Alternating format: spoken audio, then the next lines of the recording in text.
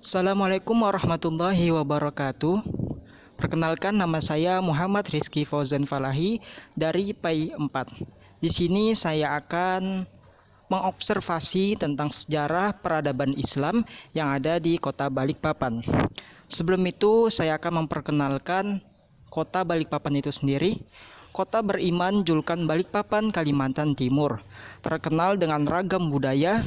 Mayoritas penduduknya bahkan bukan asli dari Kalimantan sendiri, yaitu berasal dari pendatang, yaitu Bugis dan Jawa. Suku asli Kalimantan terbesar hanya diwakili oleh masyarakat Banjar bersama kaum minoritas lain seperti Kutai dan Dayak. Kendati begitu, masuknya Islam di Balikpapan ini tak terlepas dari perkembangan Islam di Kerajaan Kutai Kartanegara. Memasuki abad ke-16, Kerajaan Kutai Kartanegara mulai terpengaruh masuknya ajaran Islam di Nusantara sendiri. Sistem pemerintahan pun sudah berganti menjadi kesultanan dari sebelumnya kerajaan. Agama Islam kemudian disebarkan di daerah-daerah sekitar kerajaan tersebut, salah satunya diantaranya adalah Balikpapan.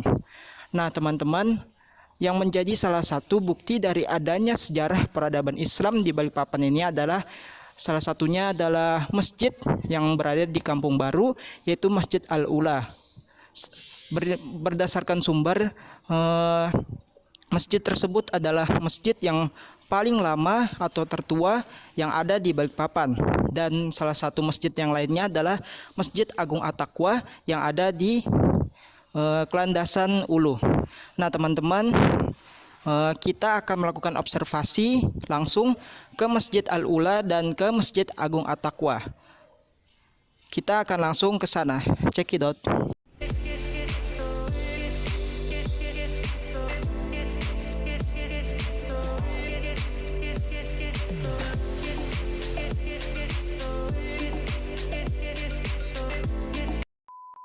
Nah teman-teman, kita sudah sampai di Masjid Al-Ula ini. Masjid Al-Ula ini merupakan masjid tertua di Balikpapan. Nah, Masjid Al-Ula ini juga salah satu sebagai ikon masuknya Islam di Balikpapan pada masa itu. Masjid ini berusia sekitar ratusan tahun dan menjadi saksi perkembangan sejarah Islam di Balikpapan. Mari teman-teman.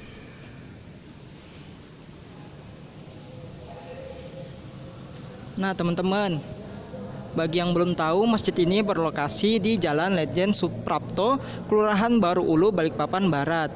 Nah, masjid ini awal mulanya adalah musola di masa penjajahan Belanda, hingga akhirnya dibangun sebagai masjid oleh para saudagar pada masa itu yang berlabuh di kawasan Kampung Baru sana.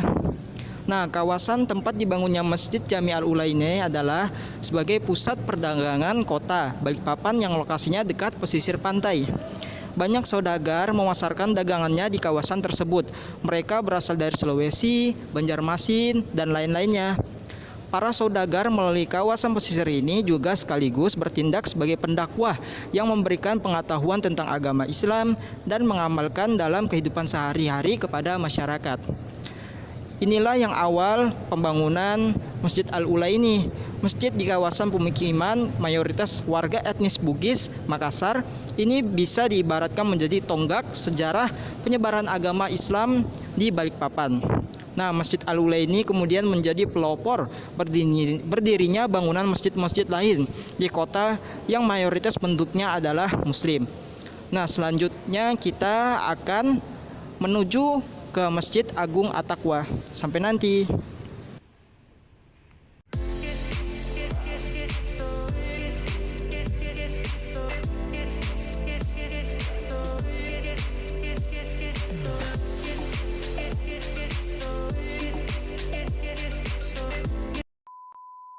Nah teman-teman, kita sudah sampai di Masjid Agung At-Taqwa. Masjid Agung At-Taqwa ini letaknya di dekat Pasar Kelandasan, yaitu lebih tepatnya di Kelandasan Ulu. Saya akan membacakan sejarah tentang Masjid Agung At-Taqwa ini. Masjid ini dibangun pada masa penjajahan Belanda, yaitu pada tahun 1946 oleh 6 ulama. Mereka adalah Habib Gosim Bahasim, Habib Ali Assef, Haji Abdul Malik, Haji Kiai Kintang, Haji Bahrun, dan Haji Abdul Goni. Saat didirikan pertama kali, masjid ini berada di tepi pantai Kelandasan Ulu. Ketika perang pecah antara Sekutu dan Jepang, masjid ini dibom oleh Sekutu. Nah, masjid ini selama 4 tahun itu tidak bisa digunakan karena mengalami kerusakan yang sangat parah. Nah, masjid ini baru digunakan pada tahun 1950 dan dibangun kembali di Kelandasan ini atau di lokasi berdiri saat ini. Para pendiri masjid ini telah meninggal dan dimakamkan di area masjid, lebih tepatnya di depan sana. Nah, Masjid Agung At-Taqwa ini sudah mengalami 3 kali renovasi.